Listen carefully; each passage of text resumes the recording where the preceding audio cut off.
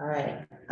Good morning, everybody, and welcome to the Concord Public School Committee. I will call this meeting to order. So, good morning. I think before we get started, we have public comment on our agenda.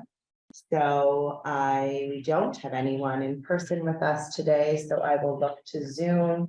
If you would like to make public comment, if you could raise your hand on the Zoom at this time. All right, seeing none, I am going to move into our discussion of the CPS budget. I thought we would probably be served best by hearing from Lori and Bob. They put together a comprehensive presentation for us that I know everyone's gotten a preview of this weekend, but getting taken through it by Lori and Bob, I think will be beneficial to everyone and to the public. So with that, I would turn it over to you guys, and after that, we can commence our discussion and Q&A period. Make sense? Yeah, good.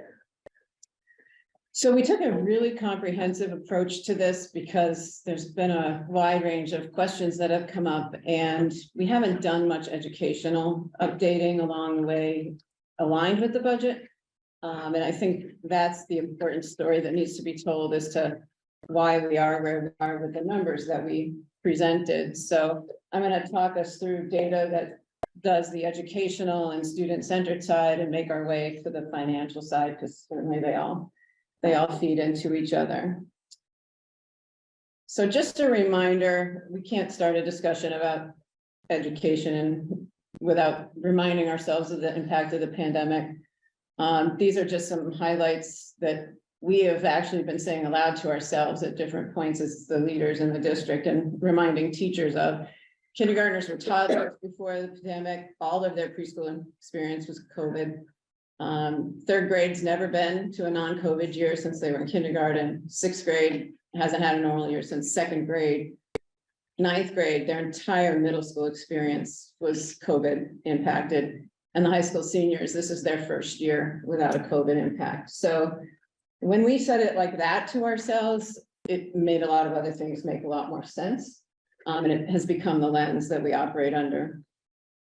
I want to remind everyone of the strategic planning goals that we've had for the last 5 years. We're refreshing these now, as you know. And I think I want to really stress that these objectives are not instead of high performance. These are to be sure that all students reach high performance and that all students are successful in the goals we set and expected outcomes. Which is why we focused on multiple paths to reach success, well-being, inclusive culture, which is the DEIB work, and really how we're going to have an innovative environment with a little bit of an emphasis there in the middle school. We've been just recently surveying the community to get feedback so that we could see where we are. We hadn't done that much since COVID, and we wanted it to inform the strategic planning process. Was very reassuring to see that of 1,800 respondents, we were at an average of 3.7, which really leads to our overall exceeding expectations. We obviously have dug into the rest of the data that came with that and are looking at areas of growth. That's the point of the strategic plan. But overall, the first aggregate numbers pretty satisfying. Mental health, we have talked a lot about mental health pre-pandemic. Everything's been exponentially acute since then. These are our 2022 Youth Risk Behavior Survey results, and they're pretty troubling. So I've highlighted a couple here. I won't go through all of them. To see that 20% and up of our 6th, 8th, and high school kids are either feeling depressed for self-identifying as depressed for 2 or more weeks, or even more concerning, have thought of injury or self-harm on purpose in the past year. Everything we do has to be about this. Students are not available to learn if they're feeling like this about themselves, about the environments they're in, about where they've been. So it's our responsibility to be sure we're addressing this in as many ways as possible. I pulled the MCAS data, which you've seen through Kristen earlier in the fall. These are the comps with the other local districts, because that was asked of us to look at that. You can see this is aggregate grades 3 through 8, just for efficiency to take a look. We're in the middle of the pack there with the LA. Math, we're on the lower end of this group of districts, not statewide, but on this group of districts, and we've already identified areas of need in geometry, fractions, measurement, which were purposely deprioritized during COVID as part of the power standards we identified and the state identified. We also can't talk MCAS without noting a major technology issue on the second day of the math test at the middle school. So we're having to really map the MCAS scores against STAR and otherwise to determine if they're even valid. It's really hard to know. I was there and watched kids rush through to try to beat the dropping Wi-Fi, or we stopped a group of kids at 11:30 in the morning because it was so not effective in terms of trying to complete the test. So just a grain of salt there with what the data shows, and so we're always monitoring this, and we have a lot of other formative data that informs what we're doing as well. Special education, which is such a driving piece of the budget, definitely worth spending a significant amount of time on the data that leads to those numbers. You can see for FY23, this current year, we have 45 students out of district. You can see the pattern there and the steady decline, which has been intentional and purposeful, as you know. You can see the overall number for this current school year at 565 students on IEPs across all of pre-K through post-secondary. And you can break that out if you wish for pre-K to 8. We wanted to be sure we highlighted the percentage of students with disabilities, because that's different to look at the number. We are at 18% this year, CPS, versus 16.3 last year, 17 the year before. We are actually under the state average this year, again, which has been the pattern we've been able to accomplish over the last few years. That's RTI at work and providing interventions to students outside of special ed. I do want to note the uptick there of the almost 2%, because I do think that's part of your budget driver. We've been asked about new registrations, just for point of reference. Of the 21-22, 235 students that registered, 9% had IEPs. Of the 2022-23 incoming students, 11% had IEPs. In district programs, this seemed really important data, given that some of the FTE increases have been solely attributed to this project.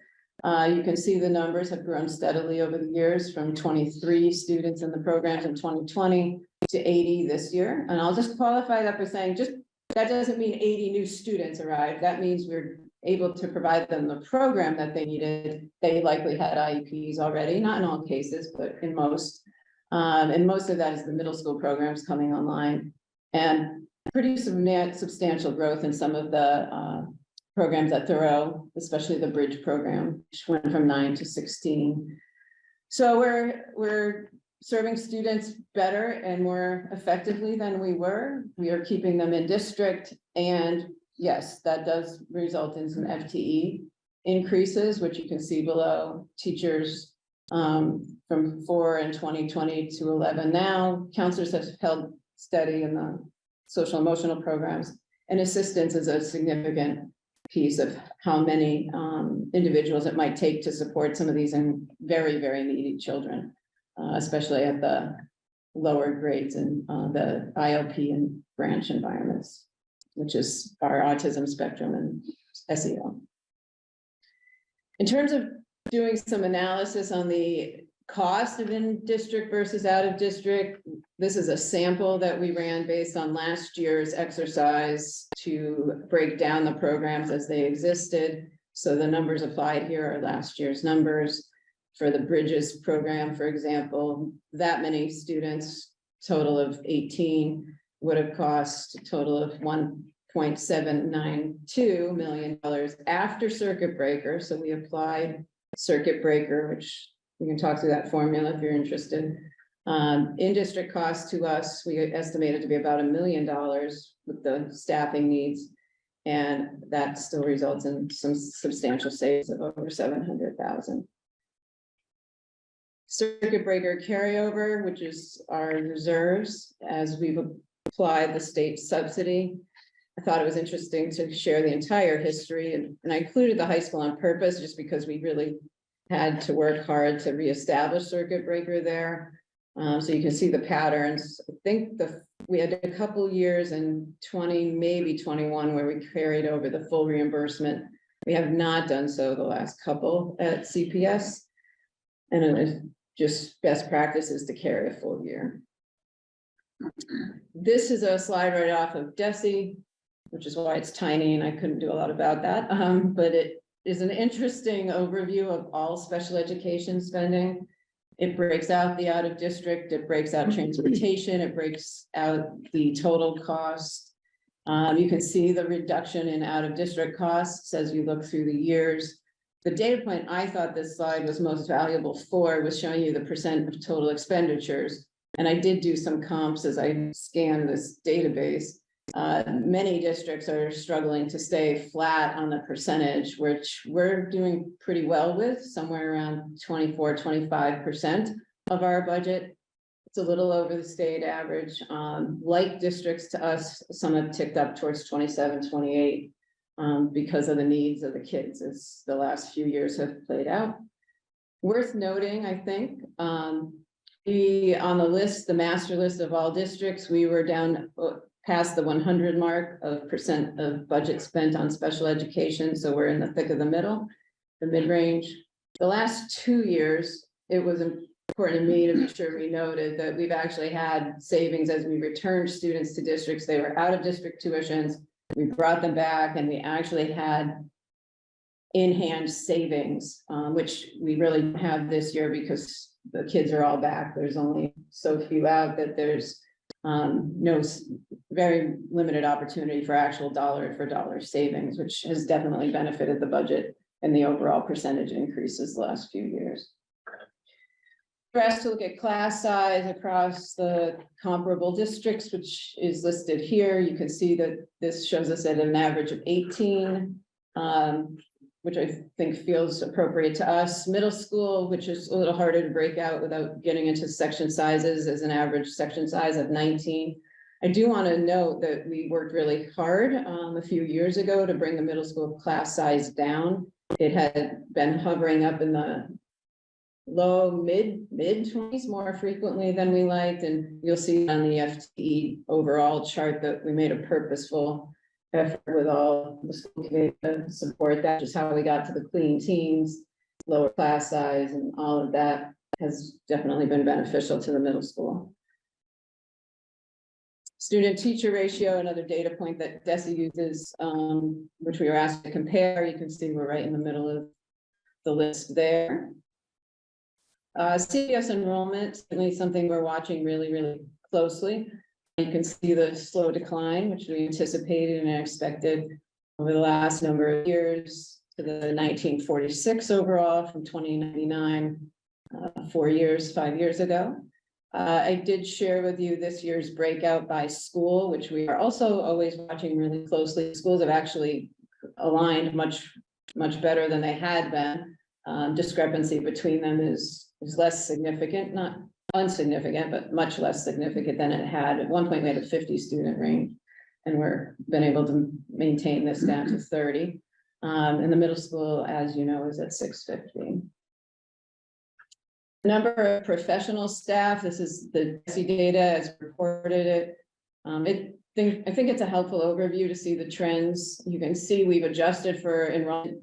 It's easiest to spot at the out because the actual overall number of FTEs is less, and that's been the school with the most substantial decline.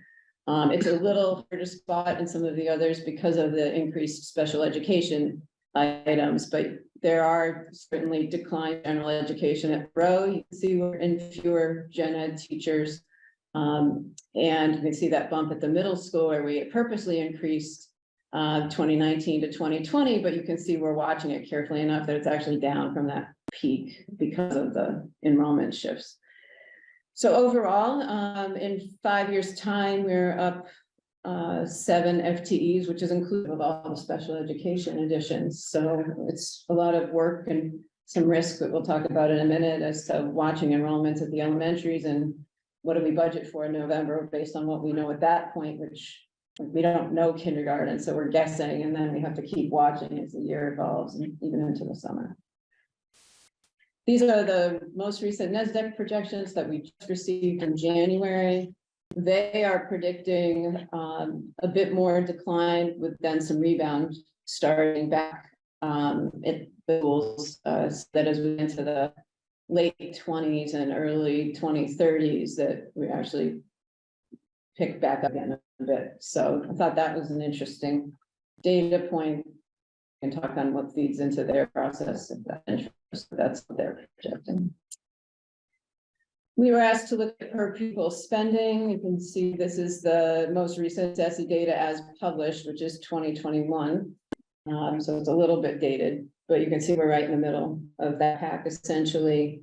Really worked hard to not be at the top of that list and still be highly effective. I think of note when we go to average teacher salary on the next slide, it's worth noting that we do have in 2020, again, a little dated, the highest, no surprise to any of us, the highest average teacher salary in the list and the state. So the fact that we're able to bring in per pupil spending in the mid-range with such veteran experienced teachers that do make it to the top of the top of the chart means working really hard at mitigating that and working to reduce costs elsewhere to balance out the contractual increases every year. Bob broke out the 5-year trends for you as FinCom had asked, which includes the total spending, the grants they've asked to see, the revenue, and then the general fund budget. If we look at this overall, we can see the past increases have been really reasonable at 3%, 3.5%, 2.3%, and 3.1%. This is a bit higher at 4.7% because of the needs we're trying to express. I did see over the weekend that historically FY 14 to 19, however, 14 to 17, the average ranges were in the 4%. There were no 3s at all for those 5 years prior. So, and even a 6 in FY 17, I believe. So we'll put that data in, I think, for Wednesday, but really interesting that these last few years have been notably less than the patterns of the schools of the CPS budget. This is a breakout that we wanted to show you of the proposed FY 24 budget, just so it's in categories and buckets of what's available to look at as we talk on what we're going to do next year. Obviously, contractual expenses are big drivers of probably 80% of the CPS budget. Out of district tuitions, Bob broke that out new so you can see the overall, because we've applied a good amount of circuit breaker, the net increase to the budget itself is in the hundreds of thousands. But that's a significant increase over last year. Some of that's the 14% that the state's added. There's no movement at the state on that at all. And if there is, eventually it's going to come from a reimbursement process, not helping to offset the thing, what everyone's facing this year. We broke out utilities because we are needing to accommodate a substantial increase there as well. So you can see that's up almost 10%. And the rest is what we have to actually look at without touching programs or staff to a point. Transportation's in that number as well. It's a small amount of money to actually look at without going deeply into impact in the classroom. We wanted to bring you some of the unfunded things that we reduced in FY 23 and had to put back, which I think we've referenced an 8 FTE increase in FY 24. 7 of those are because we put them back for this school year. So they're already in place. I highlighted a few of them here, the one-to-one nurse, 1 out of district placement, which obviously isn't FTEs and staffing, but it was cost we had to incur, 3 tuition assistants, and then the DCBA. So each of those are FTEs, the nurses on the salaries is not quite on the salary schedule. We actually were able to look at a different schedule because they're not working in the school nurse capacity. They're working more as a one-to-one. So we accommodated that a little bit less than typical. The tutors and assistants are on the normal plan, and the BCBA is on our PT and BCBA schedule, which is comparable to a teacher on the higher end of the contract. We did also last spring reduce contingency. We had put it in at 150 and reduced it by 113,000. So the challenges of managing this year's budget were those increased staffing needs that we had to reinstate with a less contingent piece. And really that work was done effectively by really closely watching our hiring last summer, and making sure we were finding cost savings as we brought in quality people to replace outgoing staff. And because of the Delta right now with the guideline, we need to start to propose what it would look like if we had to close that. This list is not ranked, nor am I comfortable doing that at this point. This list is beyond the 600-ish thousand, because again, to make decisions in February about what we're going to cut, I would want as much time as possible to make the best possible choices. These are all child facing and really troubling. So we spent the weekend letting staff know who was on this list and trying to reassure them that it was just a discussion point at the moment, but really difficult conversations, because if this were to come true, you are taking away from all that we've built across programs and support. So I won't go through it all other than to read the list to you a little bit. We have fully funded field trips that we could look at either not doing or asking parents to subsidize.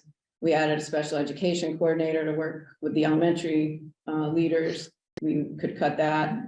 Reduction of 2 to 4 tutors, which I saying we could see what we can find for supports in the spring, but they don't flush and we end up adding them back because as IEPs and other needs change, it's been hard to hold those.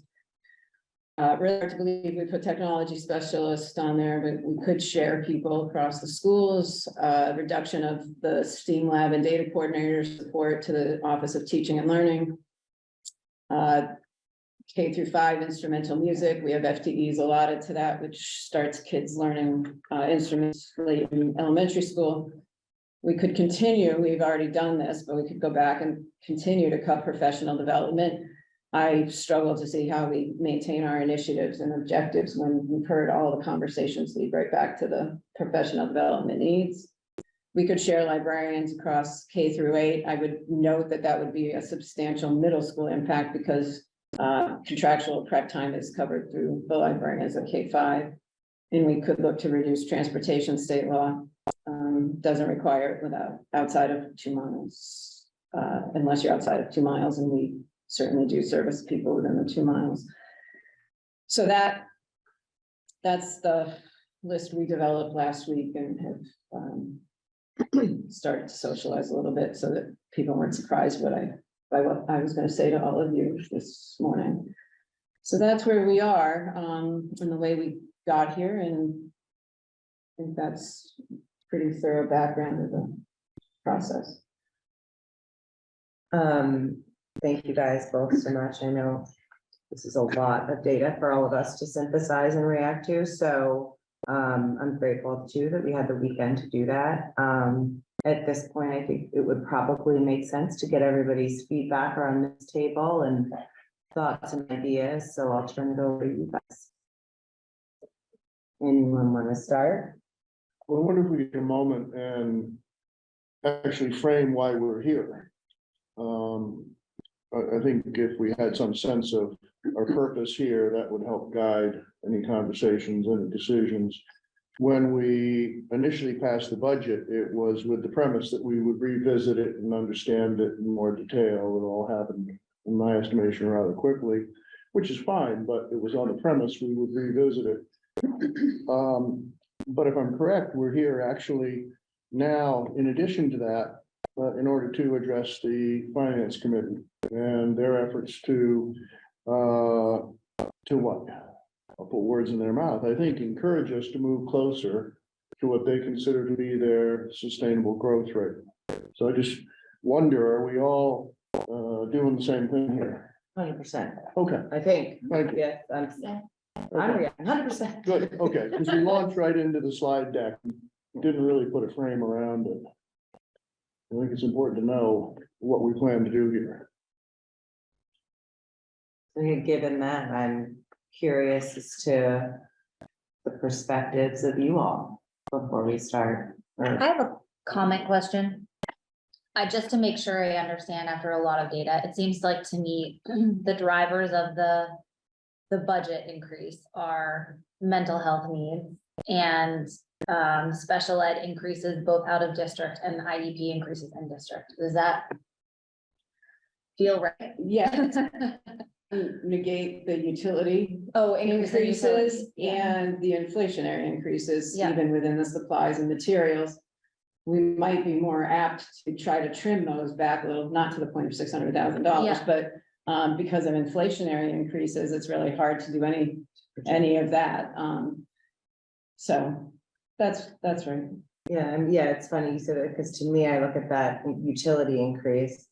There's like 100,000 that would be great if we could go back and come and say, here's another 100. And similarly to with the 14%. I mean, that's a big, that together would be like half of our delta. So it does become challenging.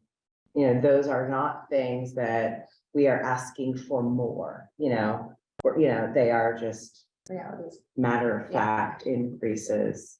Right, there's That only makes one new FTE that isn't already in place. It's the connections program at Sanborn. So again, special ed, because the kids are aging up from PB to Sanborn, we have to fill it in. If there was one building already, we would need to do that, but there isn't, so we have to be sure we're ready to Right. service that group when they get to the middle, to 7th and 8th. So Lori, help me with that if you would.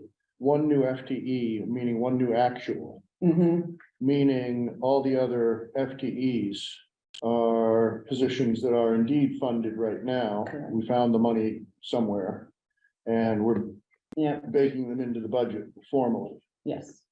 Okay, I think that's important to call out exactly Yes. what positions we added, how we found the money to do that, and how we want to formalize it going forward. Most of the work to find the money, which isn't my favorite term, but we worked really hard. We knew it was going to be really tight when those special education needs were identified.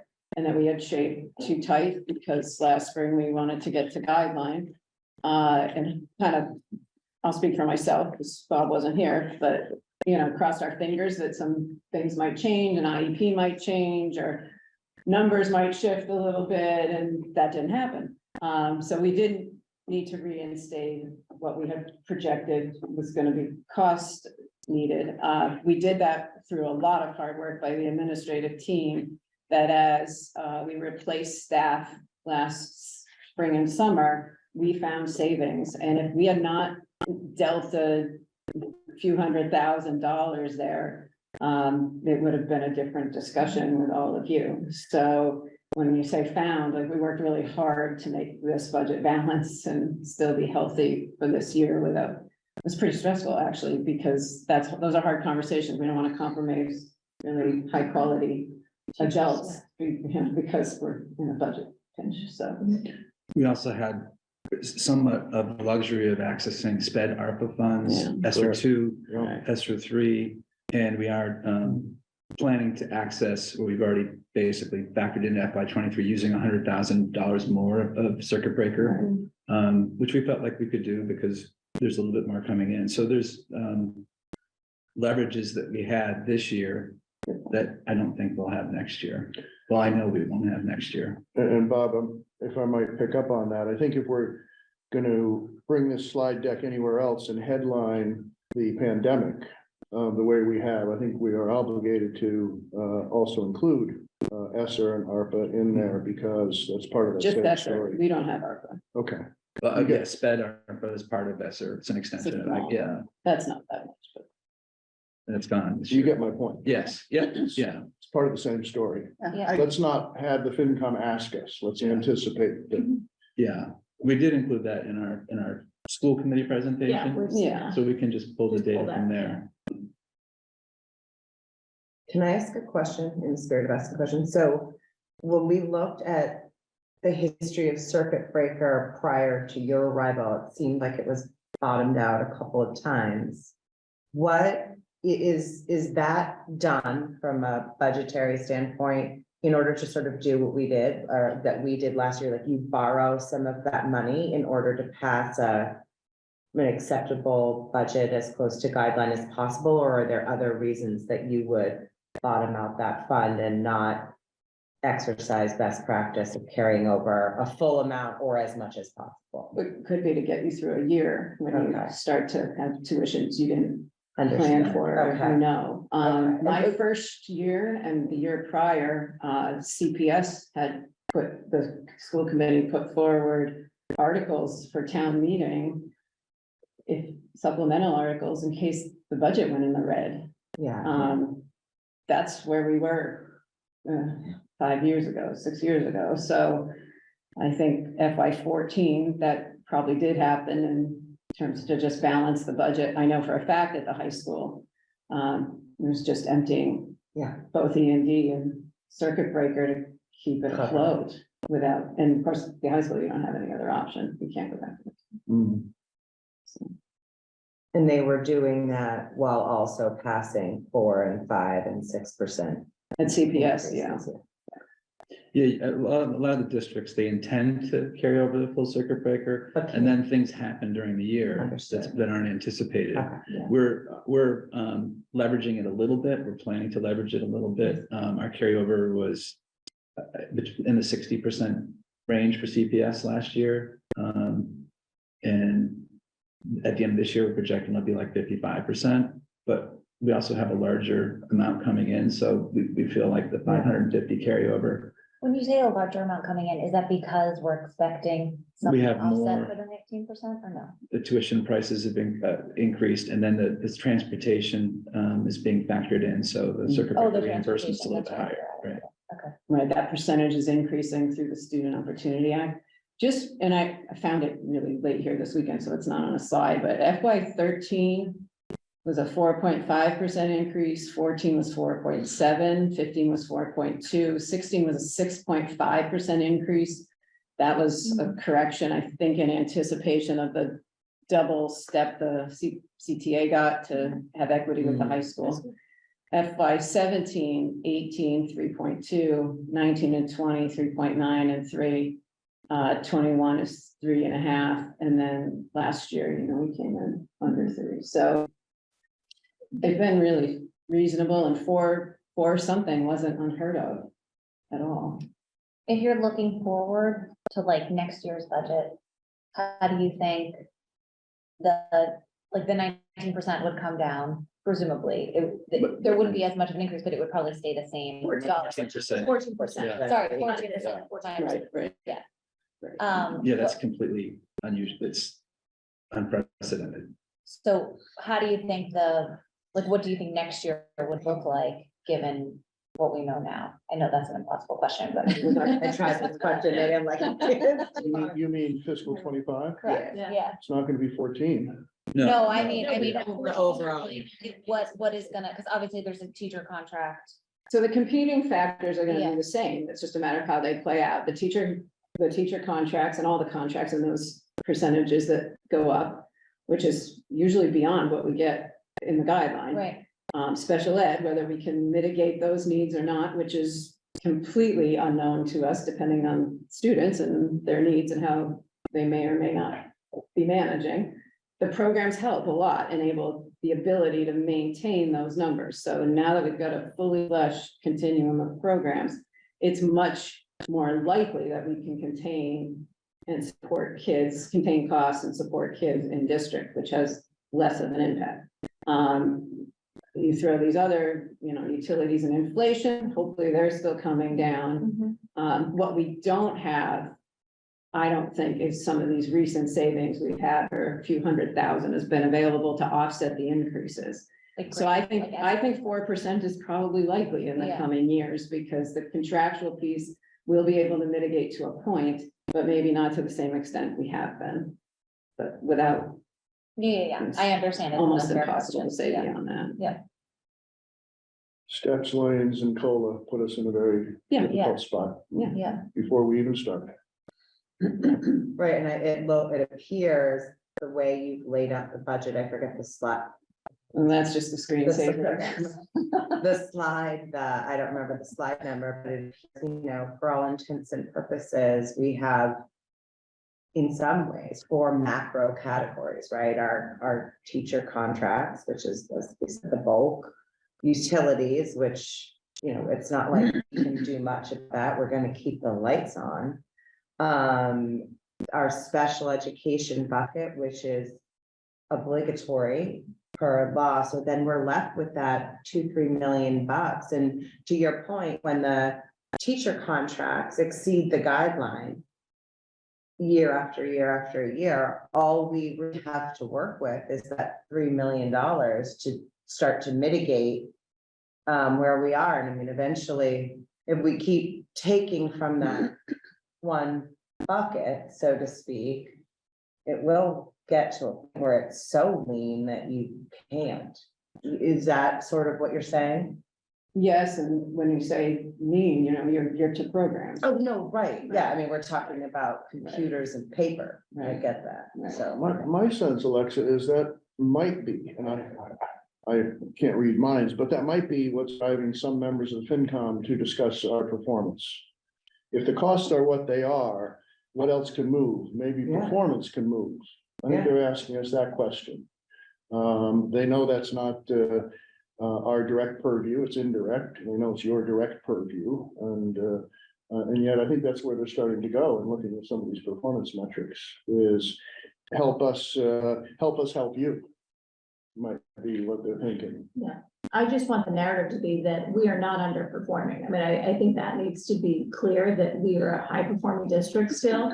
And I do think that, there are some metrics out there that, we talked about last week, and that's all regional, of course. But, you look at our MCAS scores and everything else, we are still performing. And I feel like this is really a story in special education, and our commitment to special ed that we've had here over the past 5 years is to build these programs. And if you look at, 2018, there were 61 kids out of district. 2019, you had 74 kids out of district. Now we're down to 45. And that is real cost savings to bring these kids in our district. And I think that, I would like to advocate for keeping those programs, obviously, that we have. We are saving money, but it's also what's good for our kids. It's good for what we want. And this is our commitment to, and this is actually a DEIB commitment. I mean, we are taking care of these kids here. So that's where I'm just seeing this. It really is a story in special education. Which is not uncommon. I've been in multiple settings with other superintendents. Special education is the budget discussion this year, everywhere. Needs of kids, the 14%, all of it competing, which is what we're all desperately trying to not have it do. Because we don't want it competing with other programs. No, And we can see that's not on your list of potentials Yeah, for obvious reasons, Yeah, nor is Not even it, an option. nor is it on this school committee's list. well, and I keep thinking, as someone who has kids and who is around a lot of kids, because I have kids, what has been interesting to me, I think, talking among parents, this school year is the first year where I think, as people who people who parent school age children, this year feels like the first year where we're actually not panicked, and we are actually in a calm way assessing where our kids are at. Is my child really, have they recuperated socially, emotionally, academically? And so I must assume too, that's sort of where you all are as teachers. This is the first year where there doesn't feel such a sense of urgency where we're kind of, slapping things together because it's so urgent and emergent. And so to me, this budget must be indicative of your calm and measured approach. Finally, after years of not being able to be that, of saying, this is what kids need. So to your point and to your question, if that says that where these children are at this time is gonna hover around the 4%, budget increase range, like it does behoove us to understand that and know that, because this budget is reacting to the moment of where kids are. I mean, there's a whole nother layer of service districts are starting to put in. We've started to just peruse what's out there, but there are districts bringing in clinical therapists Yeah. during the school day. Yeah. Either in person or remotely, like there's a myriad of options starting to come up where the schools are just finally, giving in, for lack of a better word, to say, we're just gonna do it ourselves. Because the availability of counselors and the scheduling of not doing it during the day, we're so restrictive for kids to access help that starting to be a mindset that's money very well spent to recuperate and get kids back leveled up. Well, yeah, but if you think about it, again, I have friends who have kids in need, and when you're in school all day, that leaves like 3 to 6 in the Right. afternoon for every kid in Massachusetts to access these very limited therapists. If you can expand the hours, obviously it would alleviate. And with up to 20% and better considered self-harm, Yeah. we have to prioritize. I keep going back to that data point. It's really. It's awful. Yeah. Really troubling. Are we gonna see the? I was just gonna say- I've been looking for that. We have that on we added that to our. No, goals. but Oh, that's a committee, when are we gonna discuss it? March, April, youth risk behavior. I would like to do it before the budget finalizes, because it seems like it's such an important component of our. budget. Yeah, we'll look. We looked at March. We We talked looked at about March, We talked about which this in is. March. like, Because you we're in need- Boston, yeah, because we're in Boston in Yeah. February. No, I understand. Yeah, yeah. It I has think been published. we have it. Yeah, It is it's on the website. But there's compared, Yeah. we're one of how many communities that participated at Emerson? Is it 14 or something? We don't have access to everyone else's No, but data. they, don't they say this as it compares to the whole? The whole group, yeah, Yeah. which we're on the upper end of the whole group for sure. Yeah. And then it would be It's on our interesting to website. see what like districts are doing. Are they actually bringing in counselors? Yeah, I'd like to know, especially at K-8. We're not discussing the high school, but. Well, I'd very much like to take a close look at the budget so that before we meet with the FinCom, we can not only have a defensive posture, so to speak, that seems to prevail, but also convince the FinCom and anybody else who cares that this school committee has really taken some time, some additional time to look at the budget. I wonder if I could pose just a couple of questions and comments about the slides. Yeah. I mentioned the COVID monies relative to pandemic. And I wonder if sorry. Gonna have to refer to titles here, not page numbers. On the special ed in-district programs, are we projecting yet 24? I assume we are because we have a budget. This one here, Yes, that's why you've got an additional FTE. to go okay, Forward at the middle school. So 8th graders supported through the connections program. because I think because that column would drive so much of the conversation, it might be a projection for us. The relative to FTEs, when I looked at the budget earlier, if I'm correct, the growth on paper was 5.6 FTE, am I correct? So, but it'd be an actual of a net 1 increase because 4.6 is already in there. 7.35 technically, It's now 735, Yeah. 635 of which are, already in the budget, okay, in the district. okay. Glad I checked that. Thank you. Sorry. In terms of class size, for this school committee, not for every district, but certainly for our own, I wonder if we could not only understand averages, but actually what it looks like in those buildings where we have some separate classrooms, some regular ed classrooms.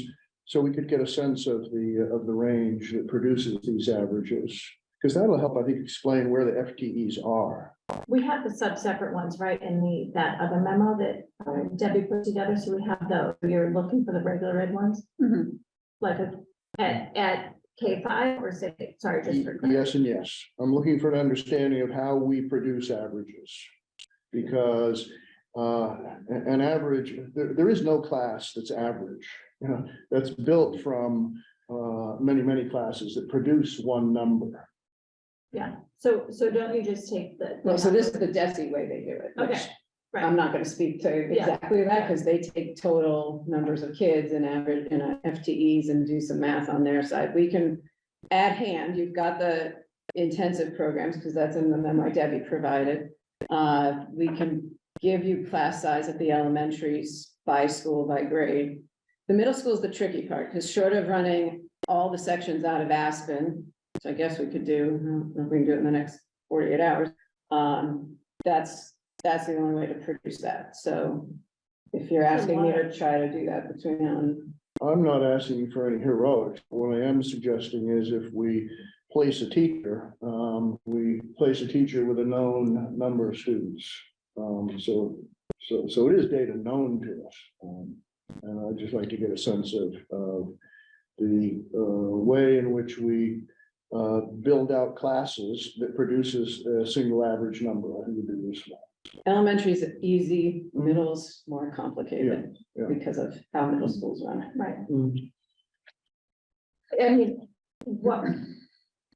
I guess I would just ask, why do we need, if we have the DESI data, you want that as like an argument point, like, no, I don't want to say argument for the FinCom, like as a, Well, it's as I said before, there are no average, no class has 18.1 kids. And so if we had a sense of the different populations, kids and programs and teachers, we would have a much more comprehensive understanding of how we produce averages of X, Y, or Z. We'd know what it looks like. could we look at it We like? know the ingredients that produce the results that drive the financial numbers. Give me more confidence. I knew how we got here. I can send you the January data that we collect here at the central office. It breaks out the elementaries really clearly. It's aggregate for the middle school because of the nature of the middle school, so. Or would it be helpful to just look at the middle school, the range of like, say, some class, with your lowest class size might be I'm gonna have to 16, see the what- top might be 32. or They're gonna have whatever to it pull is. the section reports for Section me, and research. we'll have to see what report generates on its own. I can't create a report out of We it. have, they broke it down by teams, so we have, what, 3 teams per grade, is that right? I'll have Three to see teams what's per grade. available in the How many? Aspen reports. 3 teams per grade? No. Well, that's Yeah. that's what's going to be. Three, no, it is. Currently, Yeah, it's three right now. teams I per assume grade. it's much, Yeah. And we The know, teachers split sometimes, and then we know how many students per team, I would assume. yeah. And then we know that's, I can only Slash. say that. Yeah. but don't we have each student takes a core subject every day? No? Yeah, I just need to see what's at our fingertips. if we want it right away. I'm gonna forward you right now the Because did we monthly have an report. did we have an average for at the middle school? I thought you said it, but I don't see it in the chart. Oh, yeah, it's not. It isn't, it's 19, it's what we're quite confident in, but the backup data I have to pull Okay. from Aspen.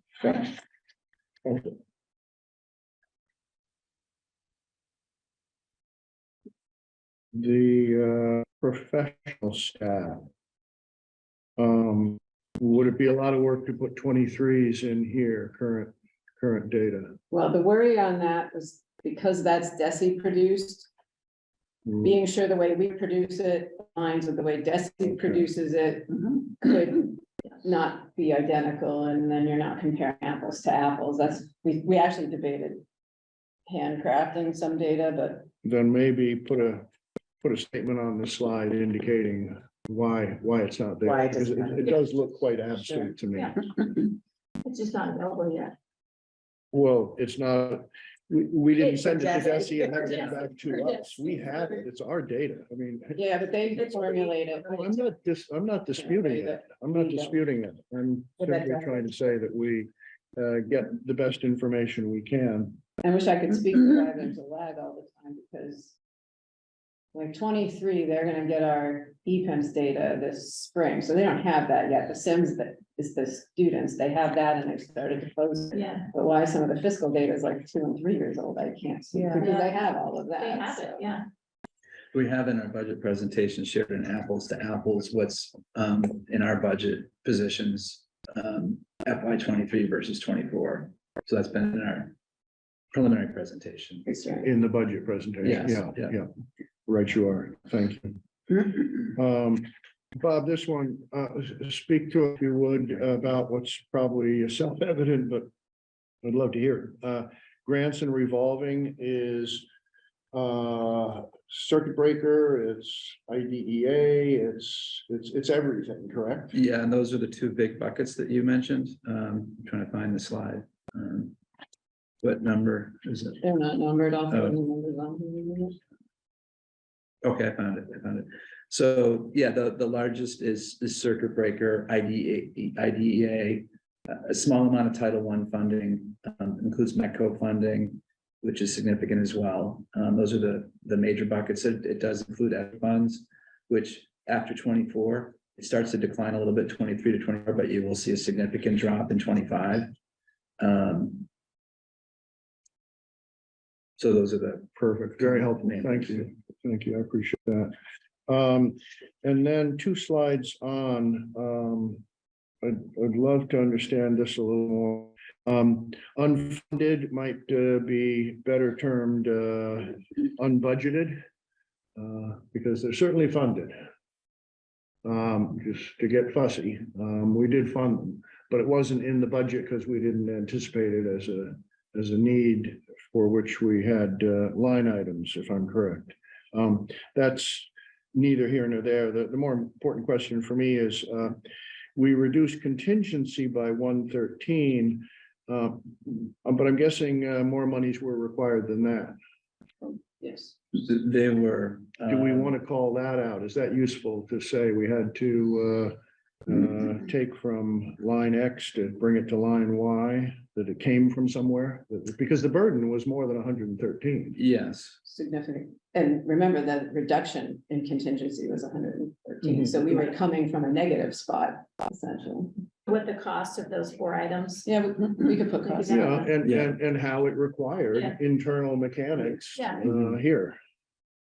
I just think it's sort of calling for that information. Yeah. I know, because I was doing the math too. I was like, I think that's definitely more than 100. Oh, Way more. 3 tutors alone is I know. 120. Exactly. Full-time nurse, yeah. And then finally, and then I'll pipe down, very curious what other people are thinking, on reductions to guideline, and let's qualify that. This is the superintendent's first list to a school committee. It's not reductions to guideline. It's things that we might be bringing forward to scrutinize carefully here, so that people don't get too alarmed at this stage. Is there a reason why supplies was not on here? I know it's a tiny amount, but I also know it's an amount that is fluid and not contractual. We've already taken from supplies and Okay. given inflation. All right, Not so comfortable going deeper. that's fine. Then we So- might want to tell that story that supplies have gone from X to Y, because that's such an easy one that everybody sitting in their living room can And understand. you already moved, you should Yeah. shifted supplies to parents years ago. some, yeah. yeah, some of the supplies, just to No, I be clear understand, not all what of it them, is, it's but- not just instructional materials, it includes parts for transportation, it includes technology. We just created one bucket for these things, so it includes all the technology costs for tech replacement in the middle school, the elementary school. which we need to kind of maintain our devices and be able to replace them. So there's a lot in there that might seem like it's discretionary, but it's really not. It's things that we spend year over year. Within the instructional materials, there'd be decisions we'd have to go back to, but there's a lot of things in there too that are That's good. repeat in nature. Yeah. Because I think I don't know, I don't want to speak for you, but I think, for many supplies to people at a K-5, K-8 budget is scissors, Markers. glue. Yeah. And, Were that so, it'd be a tiny amount and we wouldn't be discussing. It's the answer. If we were to also just look at I did look, we benchmark our instructional material costs. They have different categories at the DESI level. We're not really outlier. We're, kind of in the norm. Sure. I understand. I simply consider it less student facing than some other things, and I'm trying to do my bit on the school committee to see that we've been as thorough as we can So in this process. Part of the getting to guideline last spring was to trim the supply lines, so we don't want to keep tapping that because they're too thin, and trimmed them and we absorbed inflation, so we already didn't probably get everything we thought we were going to. The next one I hope we could look at is contingency. I don't know where contingency or margins are placed around the budget. I know that this has been a tremendous advantage to us over the 5 years I've been on the school committee, that we've always been able to tap contingency for any unforeseen needs. And I don't know if we're at a point where we need to be more willing to take a risk with contingency before we would go to clearly what is student facing. And then finally, a question. It's 40,000 right Yeah, it's now. not big.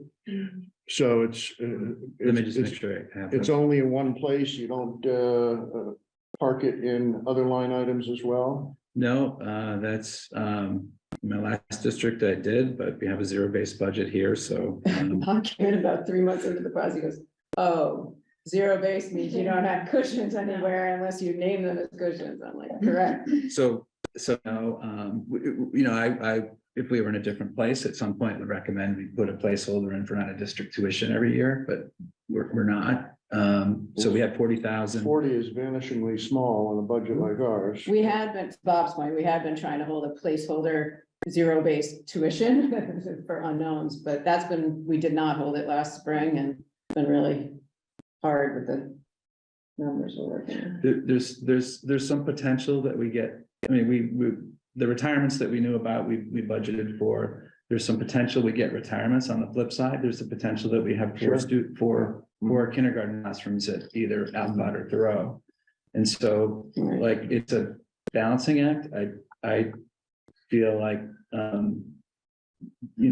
have the benefit of hindsight. I feel like coming in that we had a little bit more risk in the budget in FY23, but we also had ESSER funds and sped our funds we could draw from. In FY24, we don't have those safety nets, and we're trying to. I like we're at a balance where we are absorbing some bad news in terms of special ed, some inflation, some utilities, and we're kind of restabilizing the budget and have a more solid foundation for going forward. And out of the 4.7%, utilities, some of those costs that we're absorbing in FY23, we won't necessarily have to absorb in FY20. We're absorbing in 23. They're factored into the budget in 24. They're now part of the foundation. So it's about easily 1% of the 4.7 that we wouldn't have in 25, all things being equal, assuming students are well and continue to, not have increases in placements or health issues. You've touched on my final point, Bob, with numbers of grade level classrooms. I think that the configurations of our classes, the positioning of our teachers with numbers of kids and programs is going to give us a clear story about how close we are to some possible consolidation. Because as enrollments drop, And as in-house programs get built, the question that comes to my mind is, at what point are ratios such that regular ed classroom might be impacted? So I just sent you this because we've done a lot of that work and I just want to be sure you hear where we are. Kindergarten. Well, Alcott on January 1st has 3 sections of K and 1, both of class sizes of 20 and 21. Big for us. 2, 3, 4, and 5 have 4 sections ranging from 16 to 18 students.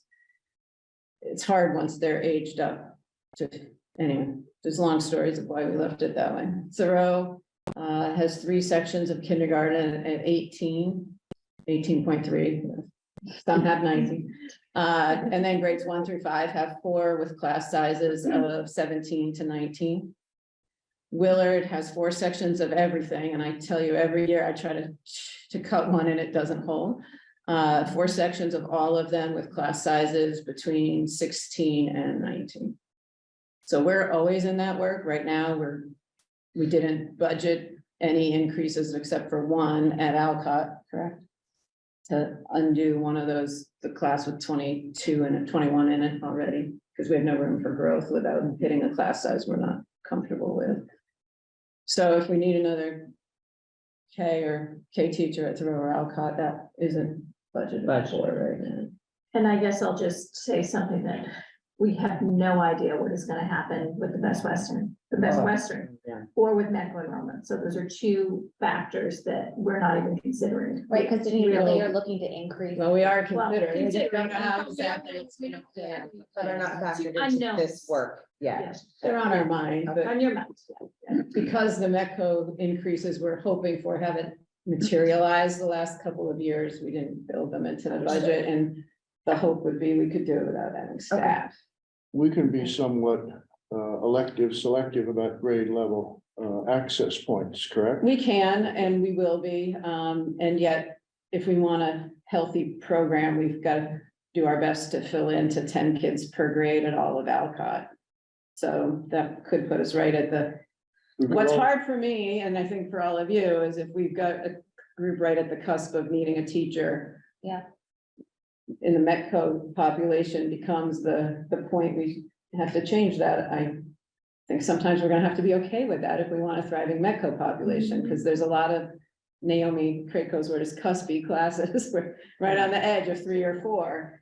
And if we're gonna believe in a healthy METCO program, it might tip it sometimes. Otherwise, we're gonna shave too thin. I know Metco provides a certain dollar amount per student. What is it? What's the About surplus? $8,000 Of with a the 23 23. per student average. So if we did add 1 teacher, but somehow we filled out across all the grade levels and didn't have to add in all the grades, maybe it would offset, maybe we'd get enough funding for the additional students to pay for the Yeah, additional teacher. It just depends on Right. how many teachers you need to add, if any. And how the grant holds up. yes. Right, I guess it's. Yeah.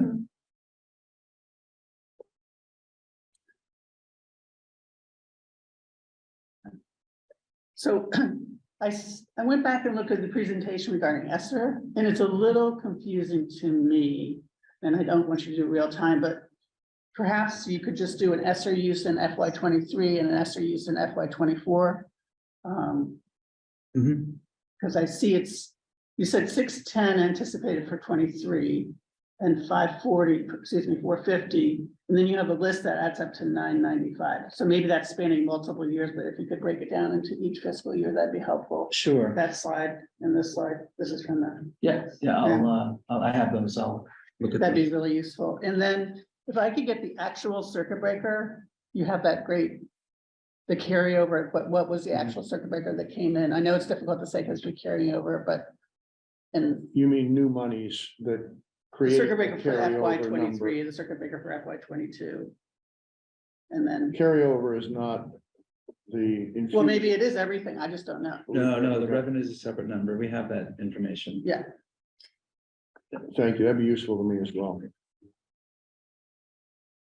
And that comes in, the other chart showed us, it's not only out of district programs, but it's in district programs. So as we've well. tried to apply, I actually purposely found Debbie last week on this, we've tried to apply our in-district programs and they're not meeting the threshold to qualify. Really, even like the one-to-one nurse, that seems, well, we could get the threshold, I Yeah. need to understand, maybe, that's why I was hoping for like maybe a little deep dive into how circuit breaker actually works in district, because it's obviously pretty clear, out of district, it's a number. The tuition is. a Even number. in district is the same formula, so you have to hit the 4 times the foundation Foundation budget, yeah, which But is it- up in the around 50,000 usually. Okay. So it's very, pretty much unheard of that we would spend 50,000 on a student in district. But they ignore what we pay for salaries and they take a state average, so Right. that'd be helpful to know Yeah. that, yeah. That'd be really. That's interesting. Which is far below our salary, obviously. Definitely, I wouldn't think it's above.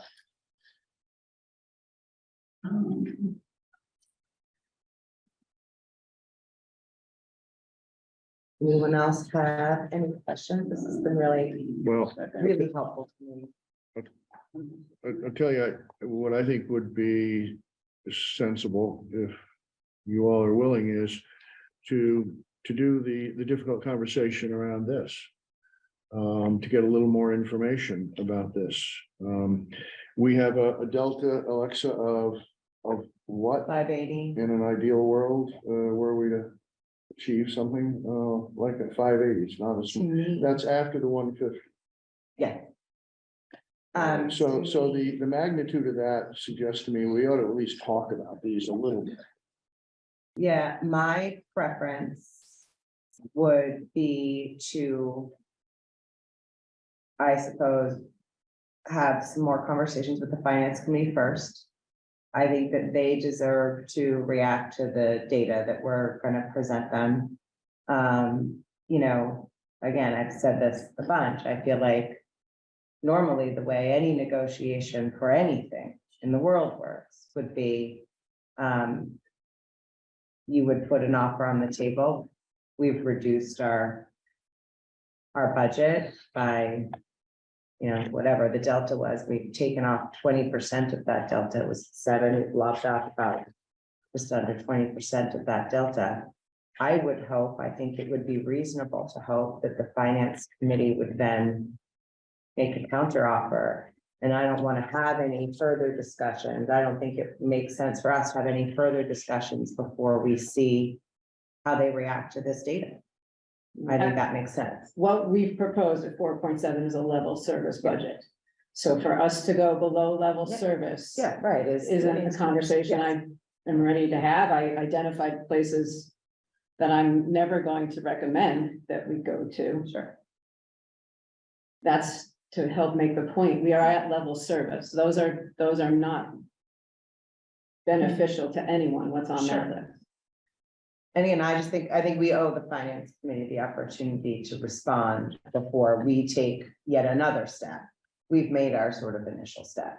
So that being so, is this committee prepared to discuss this list with the FinCom, or are they not gonna see this? The intent is that they see it. Yeah, This So I is think in we should there. anticipate they'll discuss it. If it's in front of them. The intent is that we would say, these are below level service, and this is why we are asking for 4.7%. understood. Yeah. Makes sense? Yeah, and I just have a couple more questions as my notes. Anticipated circuit breaker for FY 24 is this year's special education expenses, right? Am I getting that right? Yes, And then if we could, if the private school out of district tuitions go up 14%. Given the current formula, what would be the anticipated circuit breaker for FY 25? or FY 24, you mean? Well, the money would come into us in FY 25, Yeah, right? but this year's would come in FY 24. Right, but I'm saying, if we have a budget, right? If you do a plus 14 in fiscal 24, you get that factored in your 25. Correct. circuit Yeah. breaker. I just, Is where you're going? yes, Okay. just a guess. I don't need to have a, we're not But gonna for say FY that's, 25, yes, based on our budget, we have a budget for out of district tuitions, right, for FY 24. We FY do, 24. we don't have a circuit breaker projection for 24 yet. We For have a 25. carryover for 24 that we would use and then assume that we'll get some and use some of FY 24's revenue. Right, I haven't even projected 24. There's, just give you a reason why, for example, I see on the business officer listserv across the state, people saying our out of district tuitions are going up. Is this going to affect our circuit breaker reimbursement percentage? So, we've been assuming 75% for this year, which we're comfortable with. I am a little bit less comfortable forecasting that we're going to get 75% for the following year. okay,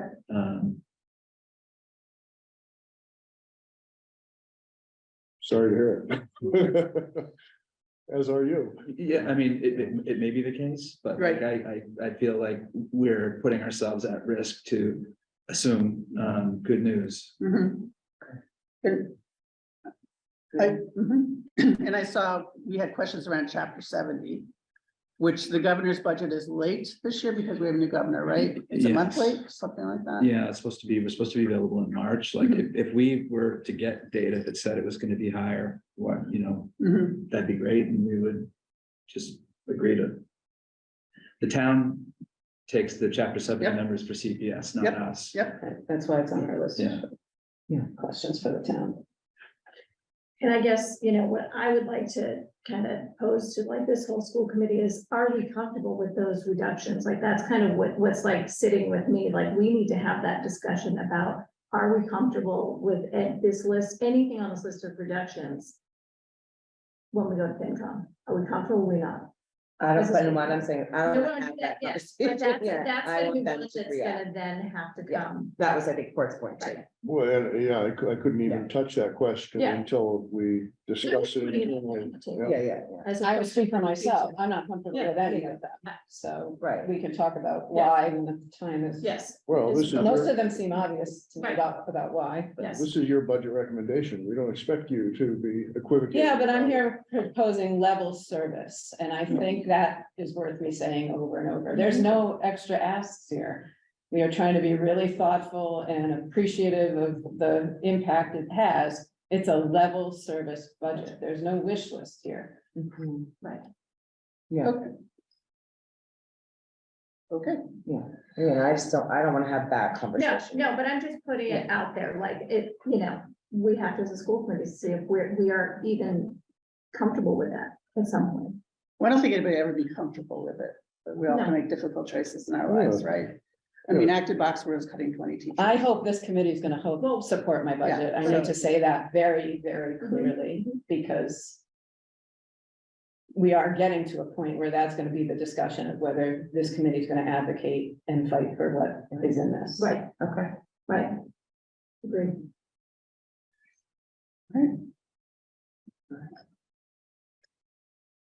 If that, are we all good with the questions for today, ready to go into Wednesday? I don't think much will change about your presentation. I know you had written down a couple of edits and. Yeah, we'll do our best to see what we Great. can take the feedback Yeah. and add to. So yeah, if we're ready, I know Sharon and Sarah are on. Yeah, you've got a quick Yeah, note. we could convene the region, but I don't want to do that unless everyone's comfortable that we've gotten enough meat and potatoes out of today to do that. We good? Yeah, I'm comfortable, and just thanks to, Thank you. the admin team for, working on a very difficult. Very thorough, thank you. Thorough. And difficult conversations that, are happening right now, so thank you for that.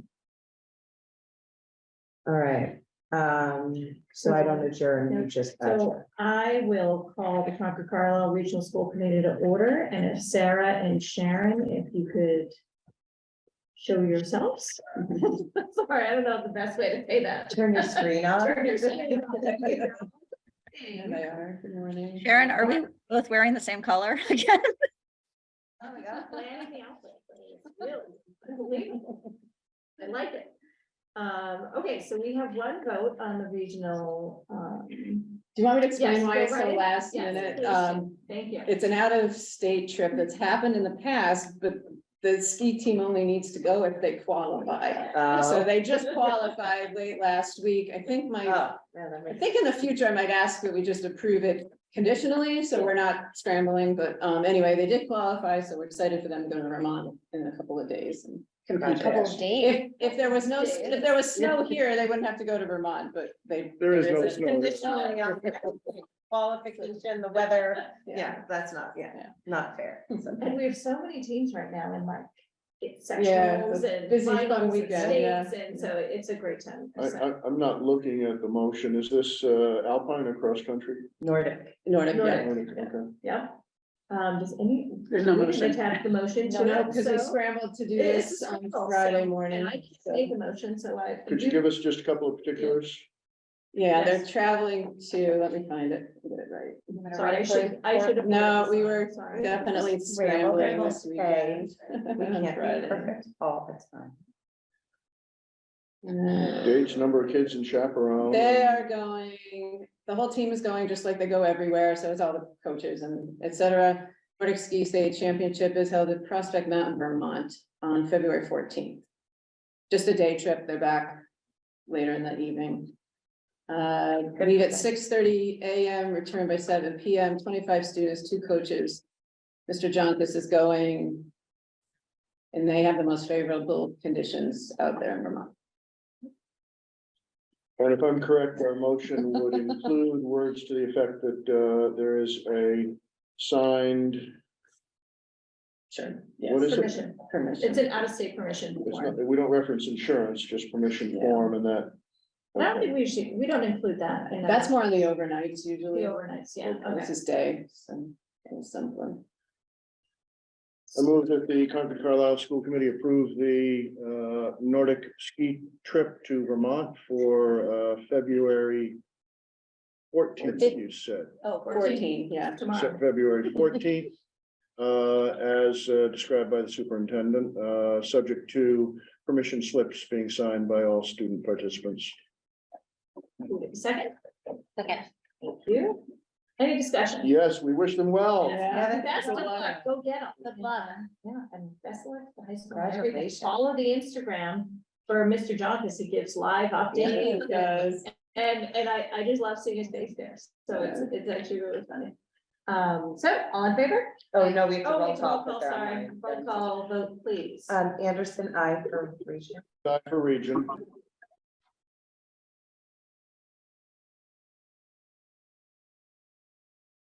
Oh.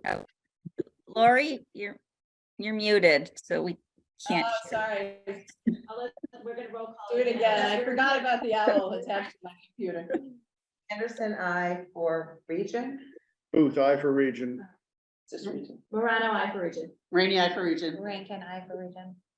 Wood eye for region. Wilson, I for region. Good job, guys. Thank you all. Thank you. And we'll move to adjourn. Adjourn. Have a great Monday. Yeah. Thank you. Thanks, everybody. Thank you. Thank you, guys. All right.